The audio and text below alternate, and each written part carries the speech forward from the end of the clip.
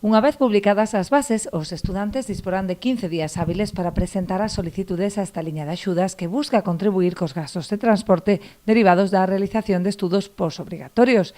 Este ano poderán concorrer tamén os alumnos que realicen estudos dentro do propio municipio, para os que se reserva un 20% do total do crédito que ascende a 8.000 euros. O baremo para a concesión das axudas realizarase por un sistema de puntos, nos que, ademais da situación socioeconómica da familia, terase en conta o expediente académico para premiar así o esforzo dos estudantes. Según esa necesidade que teña esa familia e según o rendemento académico do alumno ou da alumna, teñen unha serie de puntos ou de menos, non?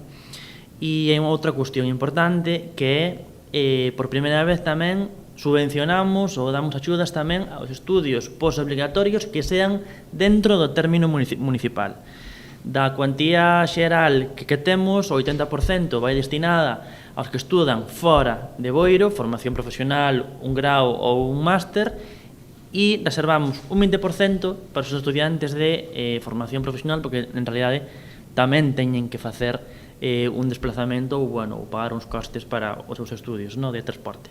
Xunto con estas axudas, o Concello de Boiro segue a apostar por favorecer o acceso ao sistema educativo con programas innovadores e inclusivos como o proxecto Enclave no que participa toda a comunidade educativa do municipio. Animar a todos os estudantes a presentarse a estas axudas que, unha vez publicada, teñen 15 días hábiles para presentar as solicitudes e son becas de concurrencia competitiva. Hai unhas bases, como dicía o concelleiro, e en función dos requisitos e dos puntos tendrán dereito o que son a estas axudas. Dentro do Concello de Boiro, este goberno aposta polos servicios, o estamos demostrando dentro do ano 2019, e esta é unha desas axudas. Dentro da Concellería de Ensino, recordar que tamén hai un proxecto que é o proxecto Enclave, que está destinado á